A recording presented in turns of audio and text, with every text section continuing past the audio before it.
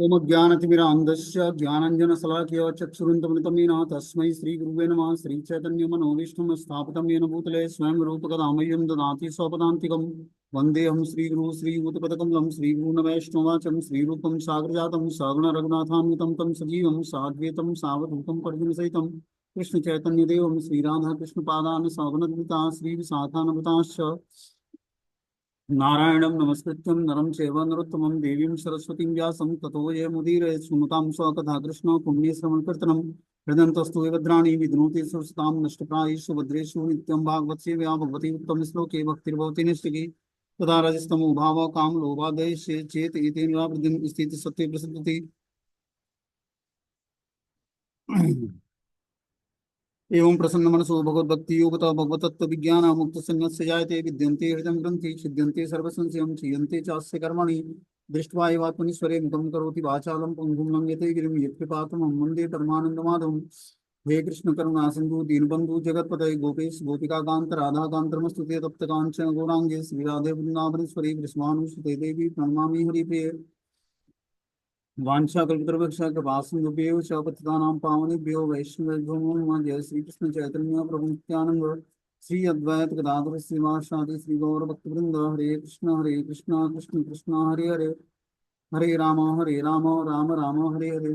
इसमें आज हम लोग को स्कंद संख्या 4 श्रीमद् भागवतम का अध्याय संख्या 2 और श्लोक संख्या 10 नंबर पढ़ना है। बोलते हैं कि अयम तु लोकपालानां यशग्नो निरपत्रप सभिराचरितं पंथा येन स्तब्धेन दूषितम्। शिव ने लोकपालों के नाम तथा यश को धूल में मिला दिया है और सदाचार के पथ को दूषित किया है। निर्लज्ज होने के कारण उसके उसे इसका पता नहीं है कि किस प्रकार से आचरण करना चाहिए। हम देखते हैं कि जो है दक्ष प्रजापति क्या करते हैं, एक ब्रह्मांड के कल्याण के लिए यज्ञ शुरू करते हैं। उसमें सारे देवी देवता और जितने भी देवता हैं ऋषि हैं महात्मा हैं सबको क्या करते हैं, बुलाते हैं और वो यज्ञ संपन्न करते हैं। उसमें ब्रह्मा और शिव भी आते हैं। और जब प्रजापति दक्ष जो है उस सभा में प्रवेश करते हैं तो सारे देवता सारे ऋषि महात्मा सब खड़े हो जाते हैं उनके सम्मान में, लेकिन ब्रह्मा और शिव नहीं सम्मान देते उनको, क्योंकि ब्रह्मा जी स्वयं पिता हैं और शिव जी जो है महादेव है, मतलब देवों के देव हैं, महादेव। इनको खड़ा होने की जरूरत और रिस्पेक्ट देने की जरूरत नहीं है।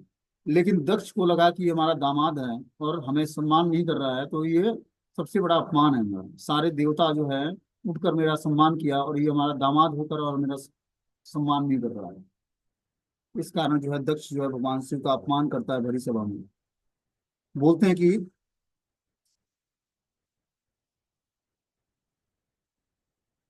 आसन ग्रहण करने के पूर्व शिव जी को बैठा हुआ उन्हें सम्मान न प्रदर्शित करते हुए देखकर दक्ष ने इसे अपना अपमान समझा। उस समय दक्ष अत्यंत क्रुद्ध हुआ, उसकी आंखें तप्त हो गईं। उसने शिव के विरुद्ध अत्यंत कटु शब्द बोलना प्रारंभ किया। हे समस्त उपस्थित ऋषियों ब्राह्मणों और अग्निदेवों, ध्यान पूर्वक सुनो, क्योंकि मैं शिष्टाचार के विषय में बोल रहा हूँ। मैं किसी अज्ञानता या ईर्ष्या से नहीं कह रहा। शिव ने लोकपालों के नाम तथा यश को धूल में मिला दिया है तथा सदाचार के पथ को दूषित किया है। निर्लज्ज होने के कारण उसे इसका पता नहीं कि किस प्रकार आचरण करना चाहिए। इसने अग्नि तथा ब्राह्मणों के समक्ष मेरी पुत्री का पाणी ग्रहण संस्कार करके पहले ही मेरी अधीनता स्वीकार कर ली है। इसने गायत्री के समान मेरी पुत्री के साथ विवाह किया है और अपने को सत्य पुरुष बताया है। आगे जो है बहुत ही अपमानजनित शब्द बोलते हैं कि इसके नेत्र बंदर के समान है, जो मेरी मृगी जैसी नेत्रों वाली मेरी कन्या से विवाह किया है। तो भी इसने उठ करना तो मेरा स्वागत किया, ना मीठी वाणी में मेरा सत्कार ही करना उचित समझा। शिष्टाचार के सभी नियमों को भंग करने वाला उस व्यक्ति को अपनी कन्या प्रदान करने की मेरी तनिक भी इच्छा नहीं थी। वांछित विधि विधानों का पालन न करने के कारण यह पवित्र है, किंतु इसे अपनी कन्या प्रदान करने के लिए मैं उसी प्रकार बाध्य हो गया जिस प्रकार किसी शूद्र को वेदों का पाठ पढ़ाना। यहाँ तक कल हम लोगों ने सुना था। अब आगे आज जो है 14वां श्लोक हम लोग सुनेंगे। बोलते हैं प्रेतावासेषु घोरेषु प्रेत भूत गणेवृतम अट्टत्यो मत्त वनव्यो वायुक्त कोशे नृतम चित चिता भस्म कृता स्थानम प्रेत संज्ञ स्थित भूषणम शिवापदेशो हा शिवो मत्तो मत्त जनप्रिया पति प्रमत्थ नाथानाम तमो मात्रात्मकात्मनाम। वह शमशान जैसी गंदी स्थानों पर रहता है, उसके साथ भूत तथा प्रेत रहते हैं। वो पागलों के समान नंगा रहता है, कभी हंसता है तो कभी चिल्लाता है, और सारे शरीर पर शमशान की राख लपेटे रहता है। वो ठीक से नहाता भी नहीं है। वो खोपड़ियों तथा अस्थियों की माला धारण करता है और अपने शरीर को विभूषित करता है। अतः वह केवल नाम का ही शिव है, अन्यथा वह अत्यंत प्रमत्त और अशुभ प्राणी है। वह केवल तामसिक प्रमत्त लोगों का प्रिय है, उन्हीं का अगुआ है। इस तरह से दक्ष प्रजापति भगवान शिव का अपमान करता है। क्या बोलता है कि वह शमशान जैसे गंदे स्थानों पर रहता है, उसके साथ भूत और प्रेत रहते हैं। वो पागलों के समान नंगा रहता है, कभी हंसता है तो कभी चिल्लाता है, सारे शरीर पर शमशान की राख लपेटे रहता है, और वह ठीक से नहाता भी नहीं है। वो खोपड़ी तथा अस्थियों की माला धारण करता है और शरीर को विभूषित करता है। वह केवल नाम मात्र का शिव है। वह प्रमत्त और अशुभ प्राणी है। वह केवल तामसिक प्रमत्त लोगों का प्रिय है और उन्हीं का अगवा है। इस तरह से भगवान शिव का भरी सभा में अपमान करता है दक्ष प्रजापति। तात्पर्य में लिखते हैं कि जो नियमित रूप से नहाते नहीं हैं, उनकी संगति प्रेतों तथा पागल लोगों से मानी जाती है। जो व्यक्ति नियमित रूप से स्नान नहीं करता, उसकी संगति जो है प्रेत और पागलों लोगों से मानी जाती है। शिव जी ऐसे ही लगते हैं, किंतु उनका नाम शिव अत्यंत उपयुक्त है, क्योंकि वे ऐसे व्यक्तियों पर अत्यंत दयालु रहते हैं जो तमोगुण के घोर अंधकार में पड़े हैं। हम लोग देखते हैं भगवान शिव के जो भक्त होते हैं, वो क्या करते हैं, सब कुछ नशा करते हैं या तामसिक चीजों का सेवन करते हैं, उसके बाद भी भगवान शिव का नाम जप करते हैं। ठीक है ना। या जल लेते हैं, गंगा जी का चढ़ाते हैं, कहाँ कहाँ से ले आते हैं, और फिर वो है हरिद्वार से ले आकर वृंदावन में गोपेश्वर महादेव पर जल चढ़ाते हैं पैदल, और नशा भी करते हैं। तो भगवान शिव उनके श्रद्धा और प्रेम को स्वीकार करते हैं और उनको धीरे धीरे पवित्र कर देते हैं, और पवित्र करके जब उनको निष्काम बना देते हैं तो वो भगवान कृष्ण की भक्ति प्रदान करते हैं। यही उनकी महानता है। भगवान शिव पंचदेव ऐसे हैं कर्मकांड के नियमों के अनुसार, जैसे शिव जी, गणेश जी, माता दुर्गा, और जो है सूर्यदेव और हनुमान जी। ये पंच देवता क्या करते हैं, डायरेक्टली भगवान की सेवा में लगा देते हैं। और जो कोई व्यक्ति निष्काम भाव से इनकी सेवा करता है तो डायरेक्टली कृष्ण भक्ति प्रदान करते हैं उसको। क्योंकि पंच देवता भगवान श्री कृष्ण से ही शक्ति प्राप्त करके और सारे कार्य संपन्न करते हैं। उसमें से शिव जी परम वैष्णव हैं, मतलब वैष्णव में सबसे अग्रगणी हैं, और इनके जैसा कोई वैष्णव नहीं पूरे सृष्टि में, इतना भगवान को प्रिय है। बोलते हैं कि किंतु उनका नाम शिव अत्यंत उपयुक्त है, क्योंकि वे ऐसे व्यक्तियों पर अत्यंत दयालु रहते हैं जो तमोगुण के घोर अंधकार में हैं। यथा अस्वच्छ शराबी लोग भी जो नियमित रूप से स्नान नहीं करते, शिव जी इतने कृपालु हैं कि वे ऐसे प्राणियों को शरण प्रदान करते हैं और उनसे उन्हें क्रमशः आत्मिक चेतना तक ऊपर उठा लेते हैं। यद्यपि ऐसे लोगों को आत्मिक ज्ञान के धरातल तक उठा पाना कठिन है, किंतु शिव जी इसका उत्तरदायित्व स्वयं लेते हैं। इसलिए जैसा कि वेदों में कहा गया है, शिव जी सर्व मंगलकारी हैं। इस तरह उनकी संगति से ऐसे पतित आत्माओं भी ऊपर उठ सकते हैं। कभी कभी यह देखा गया कि महापुरुषों की भेंट पतित आत्माओं के हितार्थ होती है, न कि उनके निजी हित के लिए। भगवान की सृष्टि में अनेक प्रकार के जीव हैं। इनमें से कुछ सतोगुणी संपन्न हैं, कुछ रजोगुण और तमोगुण से युक्त हैं। भगवान विष्णु ऐसे लोगों का भार अपने ऊपर लेते हैं जो कृष्ण भावना भावित उन्नत वैष्णव हैं। भगवान उन्हीं का भार लेते हैं, कृष्ण या विष्णु, जो उन्नत वैष्णव हैं, जिन्होंने सर्वधर्मान परित्यज्य मामेकम शरणं व्रज हम तुम सर्वपापेभ्यो मोक्षयिष्यामि मां सुजा। ये स्थिति जिसने प्राप्त की है, उसकी जिम्मेदारी भगवान कृष्ण देते हैं। भगवान कृष्ण की भक्ति इतनी आसान नहीं है, यूं ही ऑर्डिनरी तरीके से प्राप्त नहीं होती है। भगवान तब जाकर रिस्पॉन्सिबिलिटी देते हैं जब वो पूर्ण रूपेण भगवान की शरण ग्रहण करता है। उससे पहले जीवात्मा जो है आचार्यों की, गुरुजनों की शरण ग्रहण करता है। वो भगवान से भी ज्यादा कृपालु है। महाप्रभु चैतन्य देव की शरण ग्रहण करता है, जो कि महाबदन्याय अवतार है भगवान का। उनकी कृपा से धीरे धीरे कृष्ण भक्ति करके वो जीवात्मा जब शुद्ध होता है, उसकी चेतना शुद्ध हो जाती है। शुद्ध भक्त के प्रेयर्स भगवान को ऑफरिंग होते हैं, कृष्ण को या राधा रानी को। बिना शुद्ध भक्त बने, शुद्ध शुद्ध भक्त क्या होता है, अन्याभिलाषिता शून्यम ज्ञान कर्माद्य अनावृतम अनुकूलेन कृष्णानुशीलनम भक्ति उत्तमा। उत्तमा भक्ति को प्राप्त करना मतलब अनुकूलस्य संकल्पम प्रतिकूलस्य वर्जनम। जो अनुकूल चीजें हैं उसको स्वीकार करना और प्रतिकूल चीजों का वर्जन बिल्कुल। तब जाकर कृष्ण की कृपा होती है, तब उसकी रक्षा करना भगवान श्री कृष्ण शुरू करते हैं। तब उसको अपना रियलाइजेशन देते हैं जब वो शुद्ध भक्ति को प्राप्त करता है। अन्य अभिलाषाओं से शून्य हो जाता है। अन्य अभिलाषा मतलब जितनी भी भौतिक इच्छाएं हैं, भोग की इच्छाएं हैं, वो सब शून्य हो गया उसका। तब जाकर भगवान कृष्ण की कृपा होती है। इतना रेयर है व्यक्ति, ऐसे ही ऑर्डिनरी व्यक्ति को भगवान कृष्ण की कृपा नहीं होती है। जब वो बस एक ही, जब वो क्या है, भगवान कृष्ण जो है ज्वेलस लवर है। ज्वेलस लवर मतलब उनको दूसरा कोई सुहाता नहीं, मतलब दूसरा कोई भाता नहीं है। ऐसा नहीं कि आप चाहो तो देवी देवताओं की पूजा करो, भगवान कृष्ण की पूजा करो, सोचो भगवान की कृपा हो जाएगी, तो कभी नहीं करेंगे कृष्ण की कृपा। कृष्ण की कृपा तभी होगी जब हम सारे देवी देवताओं की उपासना छोड़कर अनन्य भाव से, भगवान को अनन्यता चाहिए अपनी भक्ति में। अनन्यता मतलब और अन्य किसी का नहीं। तब जाकर कृष्ण अपनी कृपा प्रदान करते हैं। इसीलिए शुद्ध भक्ति प्राप्त करना इतना आसान नहीं है। भगवान कृष्ण बध जाते हैं उसके प्रेम में, जैसे गोपियों का प्रेम था भगवान के प्रति। जब लल्ला माखन खाएगा और नाचेगा, नृत्य करेगा, तभी उसको माखन खिलाऊंगा। तो लल्ला माखन खाने के लिए नृत्य करता गोपियों के सामने, जबकि नंद बाबा के यहाँ 9 लाख गायें थी, लेकिन लल्ला को माखन खाने के लिए गोपियों के सामने नृत्य करना पड़ता। तब लल्ला को माखन मिला, क्योंकि अपने घर का माखन भगवान को अच्छा नहीं लगता। भगवान को गोपियों के हाथ का माखन, जब वो ठिठोरी करती और कृष्ण को माखन खिलाती, तब उनको अच्छा लगता। जिनके घर में 9 लाख गाय हों, उनके घर, अपने घर का मक्खन अच्छा ना लगे, ये ऐसी भगवान की लीला है। वहीं यहाँ पर बता रहे हैं कि जो है शिव जी सर्व मंगलकारी हैं, इस तरह उनकी संगति से ऐसे पतित आत्माओं भी ऊपर उठ सकते हैं। कभी कभी ये देखा गया कि महापुरुष की भेंट पतित आत्माओं के हितार्थ होती है, न कि उनके निजी हित के लिए। भगवान की सृष्टि में अनेक प्रकार के जीव हैं, इनमें से कुछ सतोगुण संपन्न है, कुछ रजोगुण और कुछ तमोगुण से युक्त हैं। भगवान विष्णु ऐसे लोगों का भार अपने ऊपर लेते हैं जो कृष्ण भावनामृत में उन्नत वयस्क हैं। जिसने अपनी चेतना को शुद्ध सत्व के प्लेटफॉर्म पर स्थिर कर लिया है, उसकी रिस्पॉन्सिबिलिटी भगवान लेते हैं। इसीलिए कृष्ण भक्ति में अनन्यता चाहिए, अन्य किसी की उपासना साधना भक्ति नहीं है, मात्र कृष्ण की।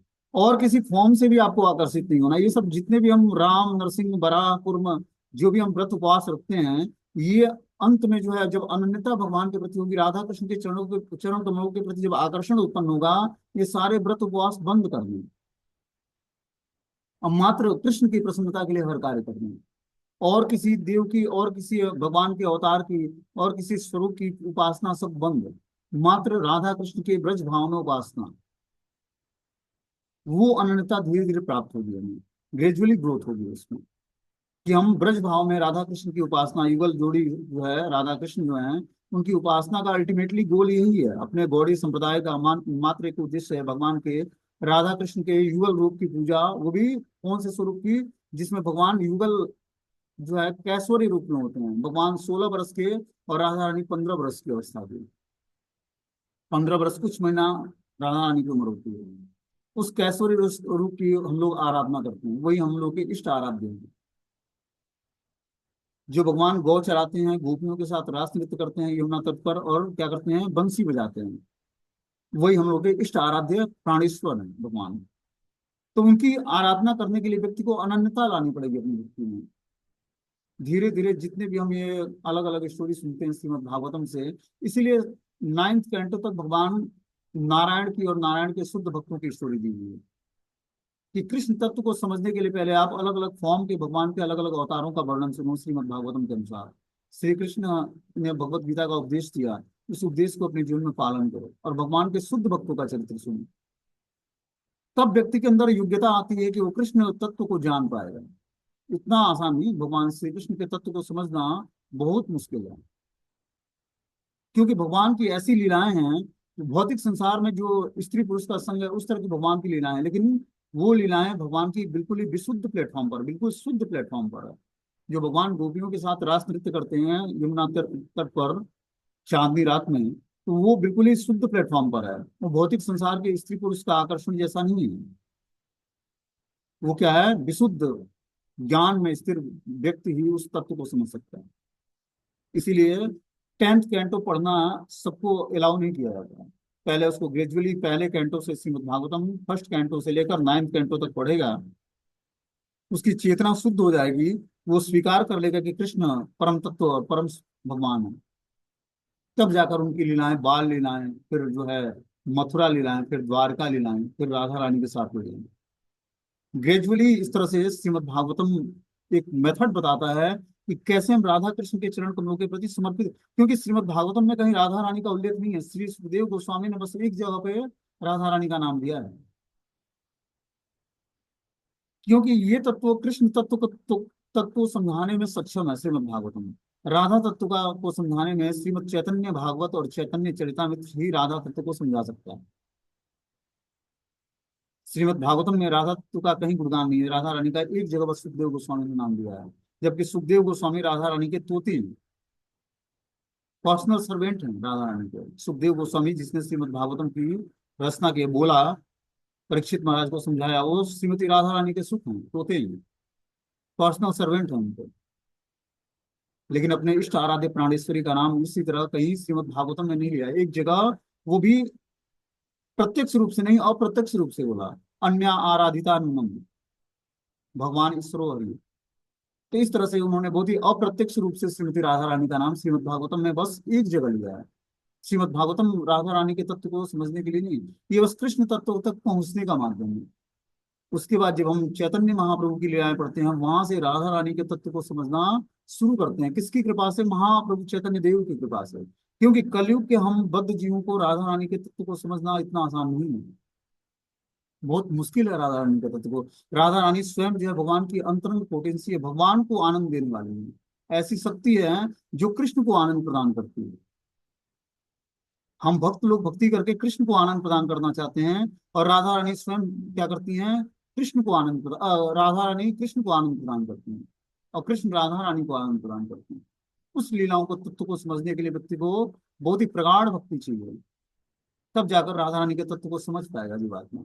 आगे इसमें बता रहे हैं कि जो है, जो कृष्ण भावनामृत उन्नत भक्त है, उसी पर भगवान विष्णु या कृष्ण की कृपा होती है। ब्रह्मा जी सकाम कर्म में अनुरक्त लोगों का भार ग्रहण करते हैं, किंतु शिव जी इतने दयालु हैं कि वे सभी लोगों का भार लेते हैं। और जो तमोगुणी हैं, जिनके आचरण पशुओं से भी गिरे हुए हैं, इसलिए शिव को विशेष रूप से मंगलकारी कहा जाता है। भगवान शिव की स्थिति ऐसी है जो सब जीवात्माओं के लिए मंगलकारी है। तमोगुणी जीवात्मा भी भगवान का भजन करके, शिव जी का भजन करके, और क्या करता है? उच्च स्थिति को प्राप्त कर लेता है, तमोगुण से ऊपर उठ सकता है। तो देखो, अलग अलग गुणों के कारण 18 पुराणों की रचना की है व्यास देव ने। 6 सात्विक पुराण है जिसमें भगवान श्री कृष्ण को और विष्णु को भगवान माना गया है। 6 राजसी पुराण है जिसमें अलग अलग देवताओं को और जो है माता दुर्गा को इष्ट आराध्य माना गया है। और 6 तामसिक पुराण है, उसमें भगवान शिव को इष्ट आराध्य माना गया है। क्योंकि तामसिक लोग डायरेक्टली भगवान कृष्ण को भगवान के रूप में स्वीकार नहीं करेंगे, उनको इष्ट आराध्य उनके भगवान शिव ही रहेंगे। वो तो जब शिव जी की कृपा होगी, तमोगुण से ऊपर उठेंगे, तब वो देवी भागवत का पाठ करेंगे, देवी जी को जानना शुरू करेंगे, माता भवानी जो दुर्गा जी हैं, पार्वती जी। और जब ऊपर उससे जब माता दुर्गा की कृपा होगी, और तब वो अपने इष्ट आराध्य भगवान नारायण के पास जब ट्रांसफर करेंगी, तब वो श्रीमद् भागवतम और भगवत गीता के सुनने की योग्यता हासिल करेगा। हमने क्या बताया? जो अपने हिंदू धर्म में वेद है, मुसलमानों में कुरान है, सिख धर्म में गुरु ग्रंथ साहब है, और जो है क्रिश्चियन में बाइबल है, वो इक्विवेलेंट है, मतलब कोई डिफरेंस नहीं है उसमें। अपने वहाँ का वेद, मुसलमानों का कुरान, और जो है ईसाइयों का बाइबल, और सिख का गुरु ग्रंथ साहब, ये चारों ग्रंथ जो हैं एक इक्वल है। अब जो ईसाई है वो अपने बाइबल का विद्वत तरीके से पालन करता है इस जीवन में, क्रिश्चियन में। सिख अपने सिख धर्म का पालन करते हुए गुरु ग्रंथ साहब को पढ़ता है, उसको फॉलो करता है। जो है मुसलमान जो है 5 बार जो है नमाज पढ़ता है, और क्या करता है? गुरु ग्रंथ साहब उसके जो ग्रंथ हैं कुरान, उसको फॉलो करता है। और हिंदू धर्म में जो है वेद हैं, उसको वेद ब्राह्मण फॉलो करता है। तब वो अगले जीवन में सनातन धर्म में आएगा और भगवत गीता के ज्ञान को सीखेगा। ये है ग्रेजुअली ग्रोथ करना। जिसे हमने बताया कि मनुष्य की 4 लाख तरह की वैरायटी पाई जाती है। तो अपने कॉन्सियसनेस को जैसे जैसे व्यक्ति जो है शास्त्रों की बातों को ध्यान में रखते हुए अपलिफ्ट करता है, वैसे वैसे उसका अपडेशन हो, मतलब वो ग्रोथ करता है धीरे धीरे। आध्यात्मिक जीवन में उसकी चेतना धीरे धीरे उत्कृष्ट बनती है। आप देखो, एक साउथ अफ्रीका के जंगलों में भी एक मनुष्य होते हैं, ठीक है ना? वो नंगे रहते हैं, काले सांवले होते हैं, और जो है मांस खाते हैं, और क्या करते हैं, कोई उनका मतलब कल्चर नहीं होता है ह्यूमन बॉडी में, मनुष्य जीवन में, लेकिन कोई कल्चर नहीं है। इस कारण से नहीं है क्योंकि उन्होंने ऐसा जीवन स्वीकार किया, ऐसी उनकी कॉन्सियसनेस, पशुवत जीवन है उनका, है मनुष्य जीवन लेकिन चेतना का है पशुवत। बस मांसाहार करना है, कच्चा मांस खाते हैं लोगों को, और देखने में ही डरावने होते हैं जैसे यमदूत होते हैं, और अपने भक्त लोग होते हैं विष्णु दूतों की तरह होते हैं। तो क्या किया उन्होंने, भगवान की भक्ति को स्वीकार किया। धीरे धीरे मनुष्य में बहुत सारे, देखो बहुत सारे रिचुअल्स हैं, लोग फॉलो करके धीरे धीरे उससे अपने स्थिति से ऊपर उठ सकते हैं, और अपनी चेतना को निकृष्ट करके और व्यक्ति नीचे जा सकता है। इसीलिए डिवोटी एसोसिएशन बहुत ही आवश्यक है। जब हम भक्तों का संग करते हैं तब हम जान पाते हैं कि भगवान की भक्ति है क्या। और पूरा जीवन लग जाए, हो सके कई जीवन लग जाए, तब जाकर हम राधा कृष्ण के तत्व को समझ पाएंगे। ये एक जीवन की स्टोरी नहीं करनी, तुरंत राधा कृष्ण की उपासना करके भगवान के, श्री राधा कृष्ण के युगल चरणों को प्राप्त करेंगे। लेकिन तीव्रता से भजन हमें सब कुछ दिला सकता है। ये महामंत्र जो है, ये प्रेम ध्वनि मंत्र है। ये भगवान के प्रति प्रेम उत्पन्न कर सकता है, बस इसको प्रीतिपूर्वक भजन करना पड़ेगा। आगे इसमें बता रहे हैं कि जो अमंगलकारी है, जो पशुवत या तमोगुण के लक्षण प्रकट करता है, उसको भी भगवान शिव मंगलकारी बना देते हैं। बस क्या करने से, भगवान शिव की शरण ग्रहण करता है। बोलते हैं तस्मात् उन्माद नाथाय नष्ट शौचाय दुहिते दत्तावत मया साध्वी चोदिते परम निष्ठिनाम। ब्रह्मा जी के अनुरोध पर मैंने अपनी साध्वी पुत्री उसे प्रदान की थी। यद्यपि वो समस्त प्रकार की स्वच्छता से रहित है, उसका हृदय विकारों से पूरित है। क्या बोलता है दक्ष प्रजापति कि ब्रह्मा जी, जो ब्रह्मा जी पिता हैं दक्ष के, ठीक है ना, तो दक्ष प्रजापति जो था, अपनी साध्वी पुत्री सती का विवाह जो है भगवान शिव से करता है। भगवान शिव से जो पहला विवाह सती का हुआ था, जो दक्ष की पुत्री थी। और फिर जो है सती देवी अपना शरीर त्यागती हैं दक्ष के प्रताड़ना के कारण, भगवान शिव के अपमान के कारण। उनका, वो अपनी पति का अपमान बर्दाश्त नहीं करती हैं और सती देवी अपना शरीर त्याग देती हैं। और यही सती फिर अगले जीवन में जाकर हिमालय की पुत्री पार्वती बनती हैं और भगवान शिव से उनका विवाह होता है। बता रहे हैं ब्रह्मा जी के अनुरोध पर मैंने अपनी साध्वी पुत्री उसे प्रदान की थी। यद्यपि वो समस्त प्रकार की स्वच्छता से रहित है, उसका हृदय विकारों से पूरित है। दक्ष ने बताया कि जिसको अपनी अपनी साध्वी पुत्री को दिया था, वो स्वच्छता से रहित है। शिव को बता रहे हैं कि वो स्वच्छता से रहित है, उसका हृदय विकारों से पूरित है। माता पिता का धर्म है कि वे अपनी पुत्री को ऐसे परिवार में ब्याह है जो स्वच्छता, सदाचार, संपत्ति, सामाजिक स्थिति, वंश परंपरा के अनुकूल हो। दक्ष को पछतावा था कि उसने अपने पिता ब्रह्मा जी के कहने पर अपनी पुत्री सती को ऐसे व्यक्ति को प्रदान कर दिया जो उसकी गणना के अनुसार घिनौना है। दक्ष के गणना के अनुसार भगवान शिव की स्थिति बहुत ही निकृष्ट है, ठीक है ना। वो इतना क्रुद्ध था कि वो इतना तक स्वीकार नहीं कर रहा था कि उसके पिता की ओर से विवाह के लिए जो अनुरोध किया गया था, उल्टे उसने ब्रह्मा को परमेष्ठी अर्थात जगत गुरु कहा, क्योंकि क्रोध के मारे वह ब्रह्मा को अपना पिता नहीं स्वीकार कर रहा था। उसको भगवान शिव से अपनी पुत्री का विवाह करके बिल्कुल ही अनसेटिस्फाई था। इसलिए ब्रह्मा जी के कहने पर यह विवाह किया था। ब्रह्मा जी को भी वो उचित आचरण उनके सामने प्रस्तुत नहीं कर पा रहा था दक्ष, क्योंकि वो क्रोध में था भगवान शिव से भी और ब्रह्मा जी से भी। दूसरे शब्दों में उसने ब्रह्मा को अल्प ज्ञानी होने का आरोप लगाया, क्योंकि उन्होंने उसकी सुंदर कन्या को एक अयोग्य व्यक्ति को प्रदान करने की सलाह दे दी थी। क्रोध में मनुष्य सब कुछ भूल जाता है, अतः दक्ष ने क्रोध बस न केवल शिव पर दोषारोपण किया, वरना अपने पिता ब्रह्मा जी की भी आलोचना की, क्योंकि उन्हीं के अविवेकपूर्ण उपदेश से ही उसने शिव जी को अपनी कन्या ब्याही थी। तो इस तरह से भगवान शिव का ही अपमान नहीं करता है, ब्रह्मा जी की भी आलोचना करता है दक्ष प्रजापति अपने पिता की, कि इन्हीं के कहने पर मैंने अपनी पुत्री सती का विवाह जो है उस स्वच्छता रहित पुरुष जिसका हृदय विकारों से पूरित है उससे कर दिया हमने। मैत्रेय उवाच, और मैत्रेय ऋषि क्या बोलते हैं विदुर से, विनिज्ञम एवं स्वगिरीशम अप्रति अप्रतिप्यम अवस्थितम दक्षम अथ अपम उस्पृश्यम क्रुद्धम सप्तुम प्रचक्रमे। मैत्रेय मुनि ने आगे कहा कि इस प्रकार शिव को अपने विपक्ष में स्थिर देखकर दक्ष ने जल से आचमन किया और निम्नलिखित शब्दों से श्राप देना प्रारंभ किया। अब क्या करता है दक्ष प्रजापति, शिव को अपने विपक्ष में स्थिर देखकर, क्योंकि शिव जी ने उसको प्रॉपर सम्मान नहीं दिया, उसने सोचा ये विपक्ष का आदमी है, हमारे पक्ष में नहीं है। दक्ष क्या करता है, जल से आचमन करता है और अब श्राप देना शुरू करता है।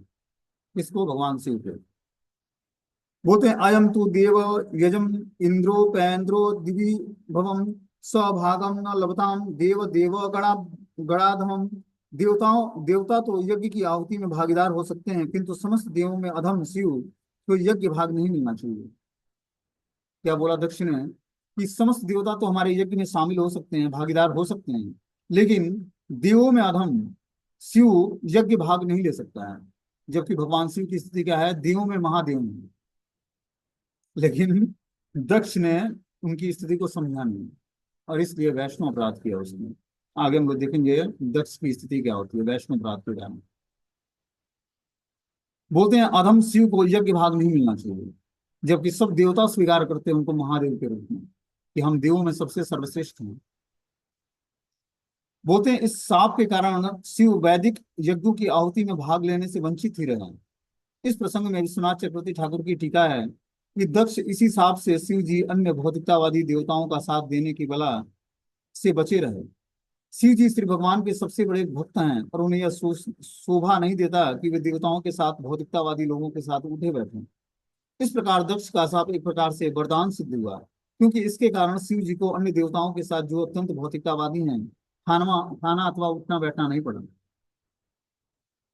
तो दक्ष का शाप जो है विश्वनाथ चक्रवर्तीपाद जो है लिखते हैं कि उनके लिए आशीर्वाद का काम किया।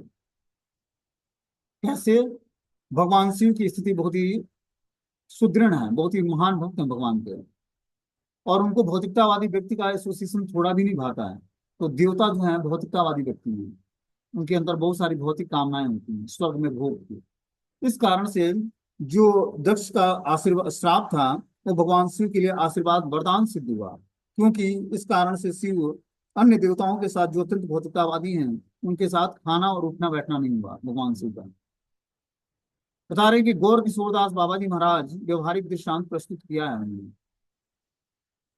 वे शौचालय में बैठकर भगवान श्री हरि का नाम हरे कृष्ण महामंत्र का जप किया करते थे। क्योंकि अनेक लोग आकर उन्हें हरे कृष्ण जप में बाधा डालते थे, इसलिए उनकी संगति से बचने के लिए वे शौचालय के पास बैठ जाते, क्योंकि तब भौतिकतावादी लोगों की गंदगी या दुर्गंध के कारण निकट जाना पसंद नहीं करते थे। गौर किशोरदास बाबा जी बोला करते थे कि इस भौतिकतावादी जो भौतिक अभिलाषाओं से पूरित होकर हमारे पास आते हैं आशीर्वाद के लिए कि बाबा जी आशीर्वाद दीजिए, हमारी बिटिया की शादी हो जाए, हमारी जॉब लग जाए, ऐसे जो दुर्गंध युक्त लोग हैं भौतिकतावादी लोग, उनसे बढ़िया है कि उनसे बचने के लिए मैं शौचालय में बैठकर, जहां पर लोग मल त्याग करते हैं, वहां बैठकर मैं जाप कर लूंगा, तो वो ज्यादा मेरे लिए प्रॉफिटेबल होगा। ये उनकी मान्यता थी, और वो वास्तव में शौचालय में बैठ के जाप करते थे कि भौतिकतावादी व्यक्ति की दुर्गंध उस शौचालय की दुर्गंध से ज्यादा है, जो कि भौतिक लाभ के लिए दिन भर जो है साधु महात्माओं को परेशान करते हैं। बोलते हैं कि ओम विष्णुपाद शिल भक्ति सिद्धांत सरस्वती गोस्वामी महाराज के गुरु बने। यही जो है गौर किशोरदास बाबा जी भक्ति सिद्धांत शिल भक्ति सिद्धांत सरस्वती गोस्वामी महाराज के गुरु बने। निष्कर्ष यह निकलता है कि शिव जी जानबूझकर ऐसा आचरण आचरण करते हैं जिससे भौतिकतावादी लोग उनकी भक्ति में बाधक न बने। भगवान शिव का ये शरीर पर जो है चिता का राख मलना, मृगचर्म पहनना, त्रिशूल धारण करना, ये सब इसी कारण से है कि जो भौतिकतावादी व्यक्ति हैं वो भगवान शिव को परेशान न करे, भगवान की भक्ति में बाधा न उत्पन्न करें। इसलिए भगवान ऐसे अवस्था को प्राप्त करते हैं, लेकिन अंदर से प्रगाढ़ चिंतन है भगवान का उनको। तो क्या है, परम वैष्णव आचार्य हैं। ये स्थिति है भगवान शिव की। मतलब वो भक्ति में, भगवान श्री हरि के भक्ति में वो बिल्कुल तल्लीन रहते हैं। आप देखते हो रुद्राक्ष की माला पर भगवान शिव एक साथ समाधि लगाते, तो 88,000 जो है सालों तक एक साथ समाधि लगाकर बैठते हैं कैलाश पर्वत पर। 88,000 सालों तक एक बार समाधि लगाते हैं भगवान का, संकर्षण भगवान का ध्यान करते हैं बलराम जी का। और कितने सालों तक? 88,000 साल तक। ऐसी है उनकी उपासना। और अपने लिए घर भी नहीं बनाते हैं।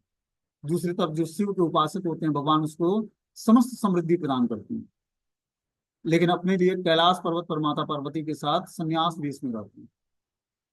ये उनकी महानता है। आगे बोलते हैं कि मैत्रेय ने आगे कहा कि हे विदुर, उस यज्ञ के सभासदों द्वारा मना किए जाने पर भी दक्ष क्रोध में आकर शिव जी को शाप देता रहा, और फिर सभा त्याग करके अपने घर चला गया। सभा के सारे सदस्यों ने मना किया दक्ष को, लेकिन दक्ष क्रोध में था, और भगवान को, शिव को श्राप पे शाप दिए जा रहा है। और क्या करता है, फिर सभा त्याग देता है और घर चला जाता है दक्ष को जाकर। बोलते हैं क्रोध इतना बुरा है कि दक्ष जैसे महापुरुष भी क्रोध के कारण यज्ञ स्थल में, जिसकी अध्यक्षता ब्रह्मा जी कर रहे थे, जहाँ समस्त ऋषि और पवित्र साधु पुरुष एकत्र थे, छोड़कर चला गया है। उन सबों ने उससे न जाने के लिए अनुरोध किया, किंतु वह क्रुद्ध होकर यह सोचते हुए चला गया कि यह शुभ स्थल मेरे योग्य नहीं। अपने उच्च पद के कारण गर्वित होकर उसने सोचा कि उसके अनुसार कोई भी उससे बड़ा नहीं है। ऐसा प्रतीत होता है ब्रह्मा सभी सभी सभासदों ने उसके क्रोध न करने तथा सभा में को न छोड़ने के लिए अनुरोध किया, किंतु तो भी दक्ष प्रजापति वहां से चला गया। यहाँ पर देखते हैं, हम बता रहे हैं कि क्रोध इतना बुरा है कि दक्ष जैसा महापुरुष भी क्रोध के कारण यज्ञ स्थल में, जिसकी अध्यक्षता ब्रह्मा जी कर रहे थे, उस यज्ञ स्थल को छोड़ देता है, जहाँ पर अनेक साधु पुरुष और पवित्र लोग एकत्रित हुए थे। उन सबों ने उससे न जाने का अनुरोध किया, लेकिन क्रोध वसात क्या किया उसने, वो यज्ञ स्थल शुभ स्थल छोड़ दिया। तो क्रोध व्यक्ति को क्या करता है, उच्च स्थिति से नीचे गिरा देता है। और क्रोध होता कैसे है, जब व्यक्ति की कामनाएं होती हैं। देखो यहाँ पर दक्ष प्रजापति को उच्च पद का के कारण गर्वित होने का अभिमान था उसको, कि मैं बहुत ही सर्वश्रेष्ठ पद पर हूँ। मेरे सभा में पहुंचते ही समस्त देवता और ऋषि महात्मा खड़े हो गए, लेकिन शिव जी के न खड़े होने पर उसने अपने अपने को क्या बेइज्जती महसूस की, और इस कारण से क्रोध हुआ। मतलब कामनाएं क्रोध को जन्म देती हैं। काम ऐसा, क्रोध ऐसा, रजोगुण समुद्र। कामनाएं जब उत्पन्न होती हैं व्यक्ति के अंदर, तो क्रोध उत्पन्न होता है। ये कैसे, किस कारण से होता है व्यक्ति के अंदर, जब रजोगुण की प्रवृत्ति बढ़ती है। तो इस तरह से क्रोध वसात क्या करता है दक्ष, उस भरी सभा को, जहां पर ऋषि महात्मा और स्वयं ब्रह्मा जी जिस यज्ञ का संचालन कर रहे थे विश्व के कल्याण के लिए, ब्रह्मांड के कल्याण के लिए, उस यज्ञ को छोड़ देता है। ऐसा प्रतीत होता है कि ब्रह्मा समेत सभी सभासदों ने उसके क्रोध न करने तथा सभा न छोड़ने के लिए अनुरोध किया, किंतु फिर भी वह चला गया। निष्ठुर क्रोध का यही परिणाम है। जब व्यक्ति क्रोधित होता है तो उसका यही परिणाम होता है कि क्या होता है, वो अपना ही नुकसान करता है। इसलिए भगवत गीता में उपदेश दिया गया कि जो मनुष्य आध्यात्मिक चेतना में ठोस उन्नति करना चाहता है, उसे लोभ, क्रोध और काम, इन तीन अनर्थों से बचना चाहिए। और जो कोई व्यक्ति भगवान की भक्ति में ग्रोथ करना चाहता है, तो उसको लालच, क्रोध और कामनाएं, इस तीन चीजों को कंट्रोल करना पड़ेगा। वास्तव में हम समझ सकते हैं कि ये तीनों मनुष्य को पागल बना देती हैं। भले ही वह दक्ष जैसा महापुरुष ही क्यों न हो, दक्ष का नाम है, यह बताता है कि वह समस्त भौतिक कार्यकलापों में पटु था। दक्ष का क्या मतलब होता है, दक्षता, हर कार्यों में दक्ष होना। दक्ष मतलब कि बहुत ही निपुण होना। ये भौतिकतावादी कार्यों में दक्ष बहुत ही निपुण था, किंतु शिव जैसे परम साधु पुरुष के प्रति घृणा के कारण उसके अंदर काम, क्रोध और लोभ, इन तीन शत्रुओं का शिकार होना पड़ा। किसी भी वैष्णव के प्रति अगर हम अपराध करेंगे, वैष्णव मतलब जो भगवान के भक्त हैं, तो हमारे अंदर काम, क्रोध और लोभ उत्पन्न होगा। कामनाएं उत्पन्न होंगी, कामनाएं तृप्त नहीं होंगी तो क्रोध उत्पन्न होगा, और क्रोध तृप्त नहीं होगा तो लोभ उत्पन्न होगा। इस तरह से ये वैष्णव अपराध के परिणाम होते हैं। इसलिए भगवान चैतन्य ने उपदेश दिया है कि कोई वैष्णव का अपमान कभी न करे। जो भी भगवान श्री कृष्ण का एक बार भी नाम भजन कर लिया, उसका अपमान नहीं करना, उसको प्रॉपर रिस्पेक्ट देना।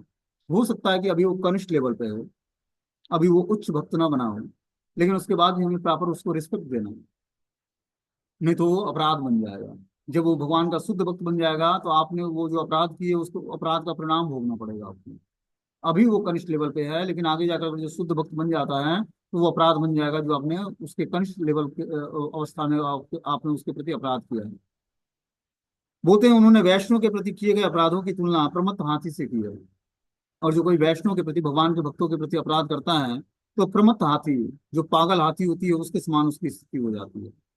जिस प्रकार प्रमत्त हाथी कुछ भी कर सकता है, उसी तरह जब कोई व्यक्ति किसी वैष्णव का अपमान कर सकता है, तो वह कोई घृणित से घृणित कार्य भी कर सकता है।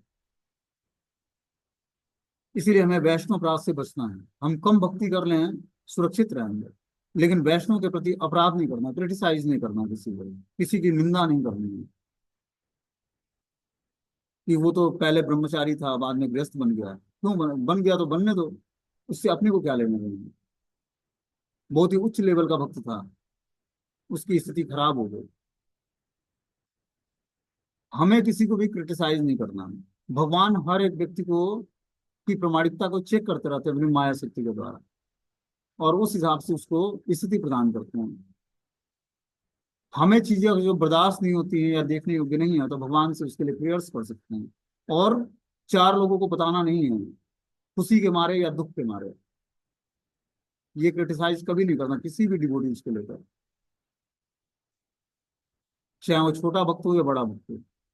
हम ग्लोरिफिकेशन नहीं कर सकते किसी का, तो क्रिटिसाइज नहीं करना है, अपमान नहीं करना है किसी का, न निंदा चुगली करनी है किसी की। तभी हम अपने आध्यात्मिक स्थिति को बनाए रख पाएंगे। तो बहुत ही मुश्किल है आध्यात्मिक जीवन में प्रोग्रेस कर पाना। और जो हम सबके अंदर कमी देखते रहेंगे, तो अपने अंदर वो कमी आ जाएगी। इसीलिए किसी के अंदर कमी नहीं देखनी है, क्योंकि हमें भक्तों के संग में हमेशा रहना है। तो हमें कमियां दिखेंगी, लेकिन कमियों को हमें कमी के रूप में नहीं, उसकी अच्छाइयों को स्वीकार करना है। तब वो उसके अच्छे गुण अपने अंदर आएंगे। हर व्यक्ति के अंदर कमी है, और जो कमी नहीं होती तो वो पूर्ण पुरुषोत्तम भगवान होता है। जीवात्मा है तो कमी है उसके अंदर। जब तक वो भगवान की आहृति की कृपा नहीं होगी, तब तक हर जीवात्मा शुद्ध नहीं होगा। भले वो आचार्य के आचार्यों की तो बात अलग ही है, क्योंकि वो तो भगवान के रिप्रेजेंटेटिव है। लेकिन हम जैसे जो बद्ध जीवात्मा है, उसके अंदर कुछ ना कुछ अवश्य ही दोष होगा। तो उस दोषों को न देखकर हमें अच्छाइयों को देखना है, अच्छाइयों को स्वीकार करना है। और जो गलतियां हैं या जो गलत गुण है, उसको निग्लेक्ट कर देना है। तब जाकर हमारा आध्यात्मिक प्रोग्रेस होगा। क्योंकि हमें इसी सभा में रहना है, इन्हीं के बीच में रहना है। देखो, भरी सभा में ऋषि महात्मा है, लेकिन भगवान शिव जैसे परम वैष्णव के अंदर दक्ष को कमी दिख गई।